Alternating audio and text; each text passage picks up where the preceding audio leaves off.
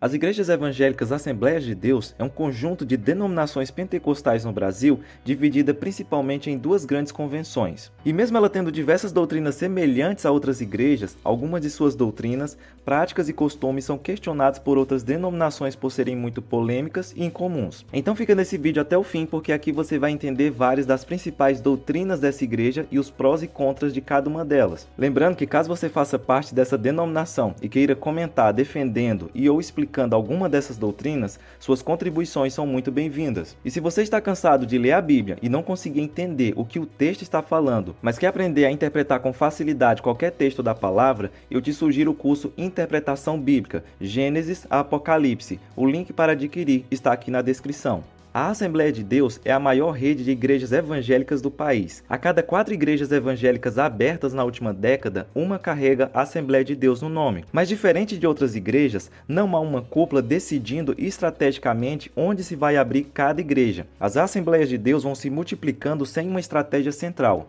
E esse é um dos motivos para os assembleianos serem o maior grupo de evangélicos no Brasil. E é nesse ponto que entram os debates. As Assembleias de Deus são acusadas de enviar obreiros simplesmente despreparados teologicamente para abrirem suas novas congregações. Essas pessoas com pouco conhecimento bíblico terminam se tornando pastores que podem presidir sobre diversas outras pessoas, um risco simplesmente gigantesco para o surgimento dos mais variados tipos de heresias. Um exemplo um tanto caricato desse problema é o apelido dado a algumas assembleias e popularizado na internet, as candombleias. Uma palavra que mistura o candomblé, religião de matriz africana sem relação com o cristianismo, com a Assembleia. Mesmo que essas igrejas não façam parte de nenhuma convenção, elas carregam o estilo assembleiano, e isso é um problema. Os assembleianos respondem que eles têm feito um esforço nos últimos anos por uma evolução no sentido do crescimento teológico de seus líderes. Apesar dos tropeços de alguns de seus obreiros despreparados, a Assembleia de Deus chegou a lugares que outras igrejas, com todas as suas burocracias, ainda não foram. O que significa que eles evangelizaram e cumpriram o ID de forma muito mais eficaz que boa parte de outras igrejas evangélicas brasileiras. Além disso, não há texto na Bíblia falando que para se plantar uma igreja é necessário ter anos de estudo em teologia. Sobre os escândalos, Jesus disse: é impossível que não venham os escândalos, mas ai daquele por quem vierem. A Assembleia de Deus ficou conhecida como uma das denominações mais rígidas do Brasil, que defendia e ainda defende como um mandamento bíblico seus usos e costumes. Por exemplo, há tempos atrás não se podia possuir e assistir televisão. No entanto, com o passar dos anos, a denominação se tornou mais maleável com os fiéis e liberou vários desses usos e costumes que antes eram proibidos. Mas apesar de um pouco mais liberal, durante a 40ª AGO da CGADB, ficou decidido que as Assembleias de Deus continuariam a pregar sobre o comportamento e a forma certa que o fiel deve se vestir. Continuariam regras como: os homens não podem ter cabelos crescidos, fazer cortes extravagantes ou usar brincos. Mulheres não podem usar roupas que são peculiares aos homens, nesse caso, calças, muita maquiagem e cabelo curtos. Aqueles que discordam de tantas regras argumentam que as escrituras não ensinam isso. Na verdade, pode-se dizer que a palavra de Deus não atrela à salvação a observância de usos e costumes, mesmo porque a salvação se deve exclusivamente à graça de Cristo, o que significa que o legalismo não possui a capacidade de promover mudanças profundas no coração do pecador. Muito pelo contrário, legalistas promovem a aparência de sabedoria e piedade, ocultando assim o interior do coração. Em defesa da Assembleia de Deus, podemos dizer que ela enfrentou muitos problemas devido à sua rápida expansão e à ausência de treinamento para seus líderes em um país altamente vulgar como o Brasil. Talvez por isso a saída foi a implantação de usos e costumes visando diminuir os estragos que muitos novos membros poderiam trazer de suas vidas mundanas. Seja como for, as assembleias têm se rearranjado tirando alguns dos costumes, como de proibir televisão, e ao mesmo tempo ela tem criado uma cultura própria. Hoje, em muitos casos, o assembleiano se veste de maneira mais formal, não por obrigação, mas por identificação e estilo. Faz parte da identidade, virou cultura, a cultura assembleiana. Os assembleianos creem no dom de profecia preditiva, que seria a capacidade dada por Deus aos seus servos para prever eventos futuros. Aqueles que discordam dos assembleianos dizem que a Escritura Sagrada é a principal fonte de revelação divina. Ela é o registro completo da palavra de Deus para a humanidade. Não há necessidade de revelações adicionais ou profecias diretas após o fechamento do cânon bíblico. Tudo o que Deus desejava comunicar à humanidade já foi registrado nelas. tornando desnecessária a continuidade dos dons proféticos nesse sentido. Além disso, os críticos apontam para a falta de consistência e credibilidade nas profecias atuais. Muitas vezes, as previsões feitas por indivíduos que se autodenominam profetas não se concretizam, ou são tão vagas e ambíguas que poderiam se aplicar a uma infinidade de situações. Então se levantam questões sobre a autenticidade dessas profecias. Isso sugere que, em muitos casos, a profecia pode ser mais resultado de fervor emocional ou desejo pessoal do que de uma verdadeira revelação divina. Os assembleianos se defendem explicando que, por mais que existam excessos e falsos profetas, é preciso buscar o discernimento espiritual para sabermos diferenciar o verdadeiro e o falso, a profecia da profetada, e não desistir desse dom. A Bíblia mostra no livro de Atos que na igreja primitiva pode-se observar a manifestação desse dom no concílio de Jerusalém, entre os discípulos de João em Éfeso, nas filhas de Filipe o evangelista, na profecia dos discípulos de Paulo e na profecia de Ágabo. Além das escrituras, muitos defensores da profecia explicam a necessidade contínua de orientação divina em um mundo em constante mudança e desafios crescentes. O dom de profecia é uma fonte importante de sabedoria e discernimento sobrenaturais, capacitando a igreja a enfrentar os desafios do presente e do futuro. Quem ignora esse dom está perdendo. Uma das doutrinas mais defendidas e mais importantes para as Assembleias de Deus é o dom de línguas, mas há aqueles que discordam da maneira como esse dom tem sido utilizado pelos assembleianos, argumentando que, biblicamente, o propósito do dom de falar em línguas é exaltar e louvar a Deus em um idioma que o falante não aprendeu. E o aspecto miraculoso reside nessa habilidade.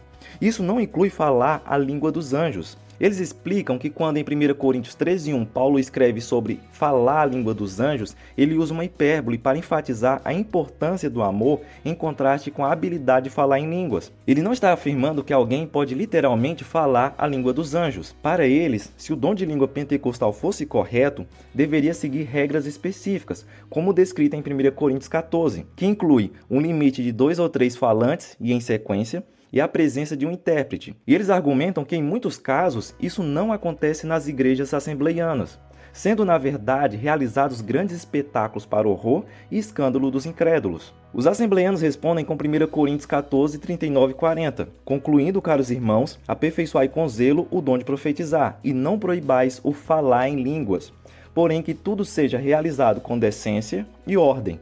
Eles argumentam que mesmo que muitos façam de maneira errada e falsa, esse dom existe, é dado por Deus e está escrito na Bíblia, tendo sido inclusive mencionado por Jesus em Marcos 16 e 17. Além disso, 1 Coríntios 14 é um capítulo essencial para uma melhor compreensão desse dom, não sua eliminação como muitos desejam. Outra doutrina controversa das Assembleias de Deus que tem relação com falar em línguas é o batismo com o Espírito Santo. Aqueles que discordam da maneira como os assembleianos interpretam o batismo com o Espírito Santo argumentam que o batismo no Espírito Santo é definido como a experiência que ocorre no momento da conversão.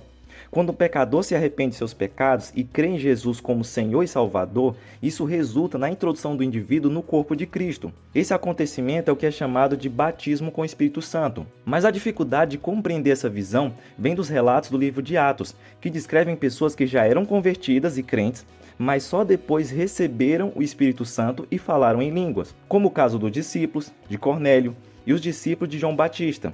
E a resposta é que o livro de Atos narra a transição da igreja saindo do contexto judaico para alcançar o mundo, passando por diferentes grupos étnicos. Então cada grupo teve uma experiência espiritual especial para demonstrar sua inclusão no corpo de Cristo. Ou seja, o batismo no Espírito Santo não necessariamente envolve o falar em línguas, como o próprio Paulo explica em 1 Coríntios 12:30. Falar em línguas é considerado um dom espiritual e o versículo destaca que nem todos o possuem. Os assembleianos se defendem dizendo que basta você ler os 3 relatos de Atos para comprovar precisamente a ideia deles de que a evidência de que alguém foi batizado com o Espírito Santo é o falar em línguas, não sendo, portanto, necessário nada além disso, visto que a Bíblia é quem descreve esses eventos. Quaisquer outras interpretações não têm nenhuma comprovação dentro das Escrituras. A visão assembleiana a respeito do dom de cura também é motivo de muitas controvérsias com outras denominações e teólogos tradicionais que creem na cessação desse dom. Eles explicam que esse dom ficou restrito a Jesus, seus apóstolos e associados. Esse dom funcionava da seguinte maneira: cada vez que a pessoa que tinha um dom de curar determinava a cura de uma pessoa, a cura acontecia. Não há nenhum caso registrado no Novo Testamento de que Paulo, Pedro ou qualquer outro apóstolo comandou uma cura e ela não aconteceu. Depois disso, ao longo da história, não se tem relato de nenhum grande servo de Deus com essa capacidade. Se isso ainda existisse hoje, a pessoa que tivesse esse dom poderia curar qualquer um e ficaria rapidamente conhecida e documentada. Mas não existe ninguém assim. O que existe são disse que me disse e milagres bem questionáveis. Os assembleanos respondem que há muitas décadas eles creem no dom de cura, mas sem exagero, como infelizmente tem sido feito hoje, que existe um comércio da cura. A base para a crença nesse dom está na Bíblia, em 1 Coríntios 12:9.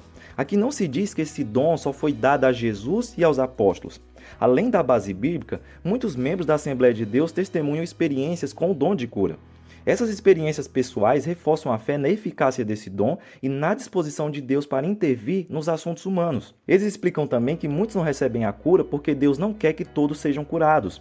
Alguns, pela sua vontade soberana, não receberão o milagre e irão para o céu. A Convenção Nacional das Assembleias de Deus no Brasil nomeou a primeira pastora presidente de campo da história da Igreja Assembleia de Deus Ministério de Madureira. O que não é novidade, visto que uma das primeiras mulheres a ser separada para o ministério pastoral foi a cantora Cassiane em 2005, mas a CGADB não admite a nomeação de mulheres como pastoras. E essa é mais uma prática controversa de muitas Assembleias de Deus, porque várias outras denominações dizem que não há pastora na Bíblia. Elas explicam que no Novo Testamento, enquanto os homens são chamados a uma posição de liderança espiritual, as mulheres são chamadas a receber essa liderança. Começando pelos evangelhos, observamos que Jesus quebrou diversos paradigmas cruéis contra as mulheres daquela época, ao conversar, por exemplo, com a mulher samaritana e tratar bem todas as outras mulheres. Mas ele nunca escolheu uma única apóstola. Em resumo, as mulheres são livres para exercer seus dons em todos os papéis: missionárias, evangelistas, educadoras,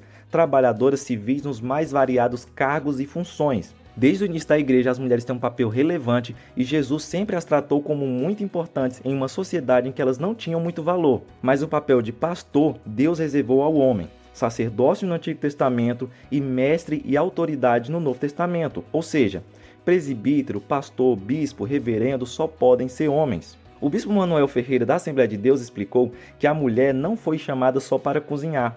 Deus fez a mulher como nossa apoiadora. A mulher não nasceu só para lavar e ser escrava de homem, ela nasceu para governar. Se você sentiu falta de algum embasamento bíblico nos argumentos do bispo, saiba que é porque não tem mesmo. Agora eu quero saber sua opinião. Você concorda com todas essas doutrinas ou discorda? Comenta aí embaixo e até a próxima.